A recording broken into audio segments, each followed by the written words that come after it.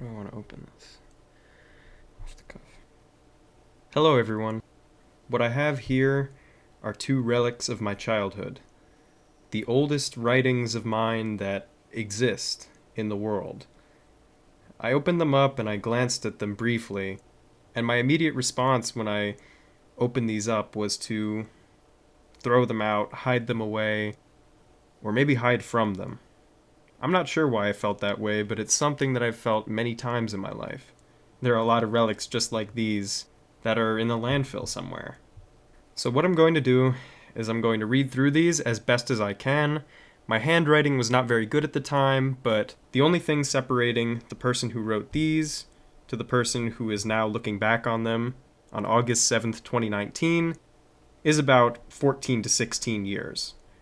And that's not an inconsequential amount of time. A lot can happen in 14 to 16 years. That's for presidential terms. But I'm still the same person, and what is in these books is all that I have, really, to show me who I was at this time. So, without further ado, let's start with the older one. As you can see, my handwriting was not very good. So right off the bat, I'm not sure what I'm looking at. We have the word contests. I see N64, which is a video game console. I was raised on video games. I had a lot of love for them at the time, and still do, though maybe not to the same degree I did back then. Perhaps this is a lineup of game consoles. Other than that, we have an alphabetical keyboard here, and not much else that I can make sense of. Now this here says Daniel's secret code. We have some Hebrew, not very well written. I was raised Jewish, and I did have to go to Hebrew school every week, which I did not like. Daniel is my older brother, and I guess there was a period of time when we would leave each other secret messages in Hebrew. We were trying to make the best of our Hebrew school education, and having access to another alphabet that only we and some other very exclusive people could understand was kind of cool to us at the time. This says let's play hide 8 seek. I think that's supposed to be an ampersand, though that's kind of a hard character to draw, especially for a 5-year-old who was not very skilled at writing in the first place. It comes through now, and that's all that really matters, that I can read it now. I don't know why I felt the need to write this, but at the same time, I don't know why I felt the need to write any of this. And I guess I'm kind of glad that I did write it. Oh, here we go. This is the losing teeth page. And I think this was some time later I came back to this notebook, because I initially got it for kindergarten.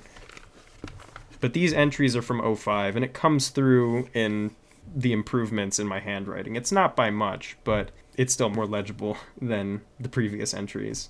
It's a bit fuzzy for me, but I may have only been born with 2 baby teeth, because I neglected to have any more entries in here. That's kind of cool. We have a full page that I can make sense of in here, and that's pretty valuable, because there's a lot that is just so scattered and so disorganized that I really can't make heads or tails of it. So Neil Armstrong, I guess that was someone who I was learning about. For the uninitiated, he was one of the 2 American men who made it to the moon during the space race against Soviet Russia. It was a very proud moment for the United States of America. He's saying, I'm a woman, not an astronaut. And right there, that's demonstrating some implicit biases that I had. I no longer believe that an astronaut as a profession is gender exclusive, but we do have some fun wordplay here, astronaut, and that's better than can be said for most of the content in this notebook. And then it says, I don't know about him down here, and I don't know who the speaker is of that. It might be a piece of paper that has the message, I don't know about him on it. I'm not quite sure. Now, this marks a disappointing trend in this notebook, because for whatever reason, either because of the materials I had access to, or just I thought this was a good idea, I wrote a lot of entries in this book in yellow highlighter. And on white paper, yellow highlighter doesn't show very well. You know, the purpose of highlighter is not to write, it's to highlight things and to color code things. And I really didn't get that at the time. At least, I think, going off of what I'm seeing here. I don't remember writing this, but I'm going to try my very best to figure out what it says. It says, "Dear Diary, one day I was going into the car, like usual, and Daisy," that's my sister, I really don't know what this is. I think that says had, and the rest of it just is completely incomprehensible. And for that, I apologize. There's going to be a lot like this, but I hope that this was a happy journal entry and not a frustrated journal entry. My childhood was one of much frustration, and I'm hoping that I thought it right to preserve a nice memory. Here we have what is titled "A Bad Drawing of Mario's Head."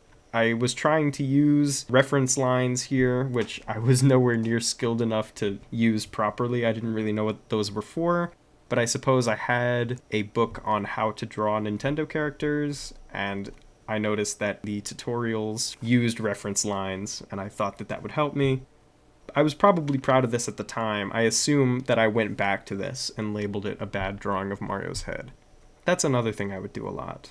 I would go back to things that I had once written or once drawn, and then scribble things out or add labels that would self-deprecate things that I once really liked or once was proud of.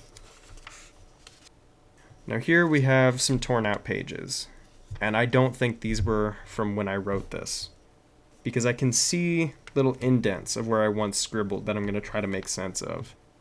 But again, this is just another case of just being ashamed, coming back to this and not wanting anything to do with the person that I once was. I see the word love here. I don't know if that's showing through on the camera, but I really can't figure out what the rest of it says. A lot of blank pages. Though there was a period of time when I would just open to a random page, and I kind of admire that. I no longer do this. I have a current notebook. Well, I shouldn't say current, it's from 2015, but you'll notice that when I would take notes in classes at this point, I would complete a page before moving on to the next one. Whereas in the past, I would just open up to any page and start writing. If I was inspired to write, I would just open up to any old page. It didn't matter. I kind of like that. But I wouldn't do it anymore. I'm far too organized, and I'd want to be able to find these things again. Oh, I see something coming up. It's been a lot of blank pages. And it's just the word hi. At the time, I probably didn't think much of it. It was probably just a joke that I threw in there. But it also demonstrates some level of self-awareness that one day I would come back to this. And I'm glad it's there. You know, it made me smile. Over here, I guess it's a brain teaser, where you read the name of a color that is written in a color that is not what is written. So I used magenta for all of these and wrote the words green, pink, red, blue, red, yellow, red, blue. And that was harder than I thought it was going to be to do that, even though they're all the same color.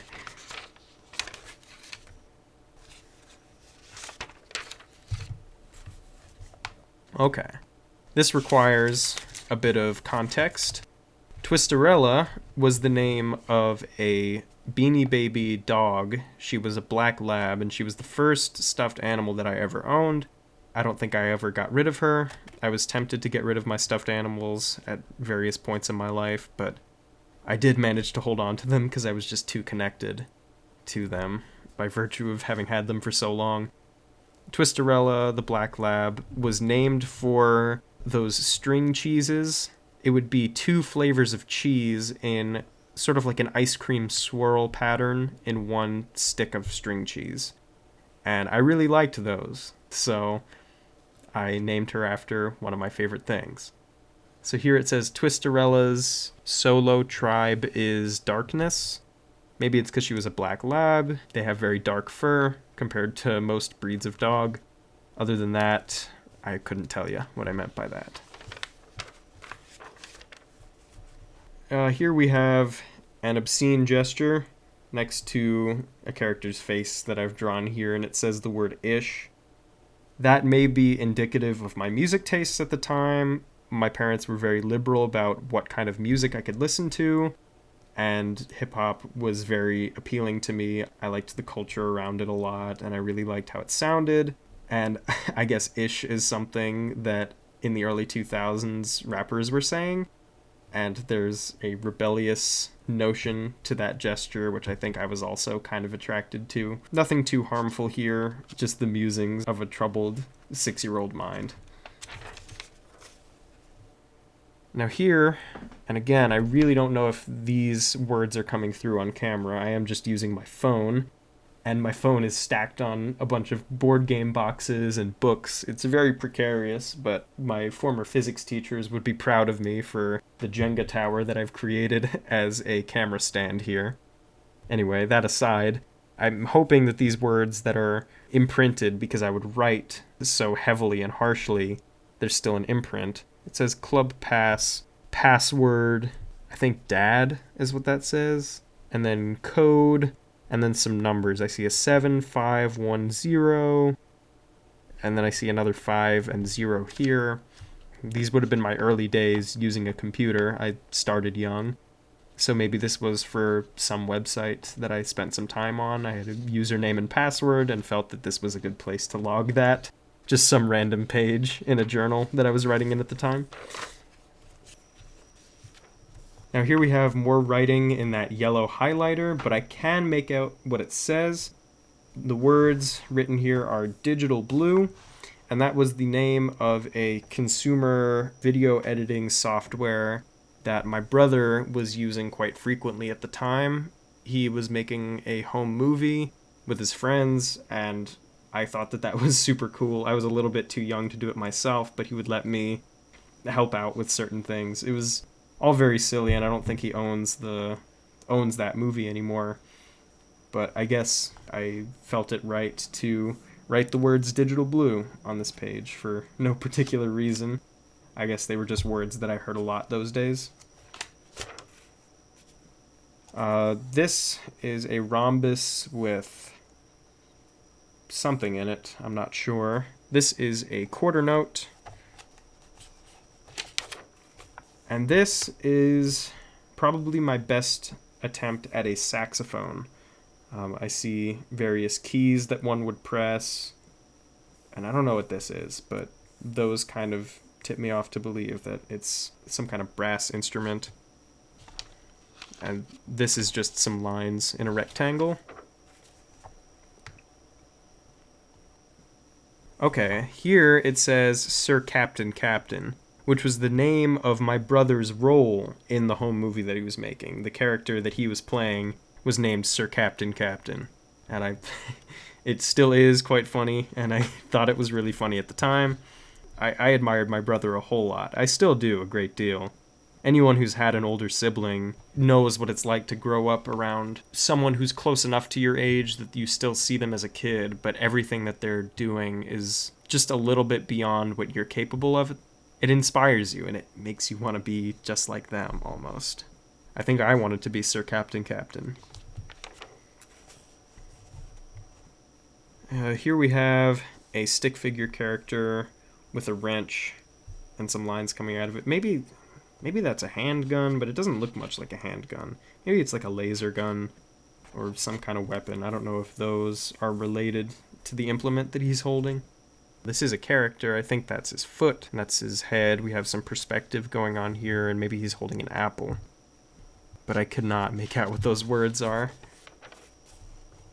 This guy just says, "I'm going." And I still kind of say that, when people ask me how's it going, I say, it's going. Not much has changed, I suppose.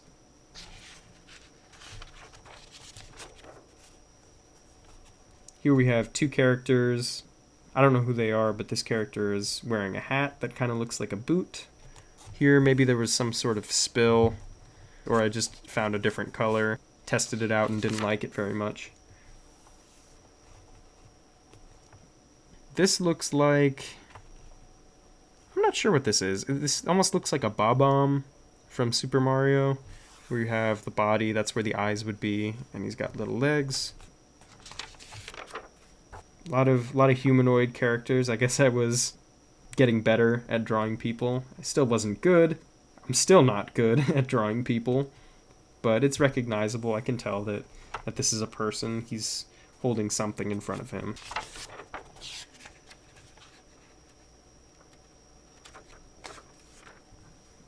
And that's it for that notebook.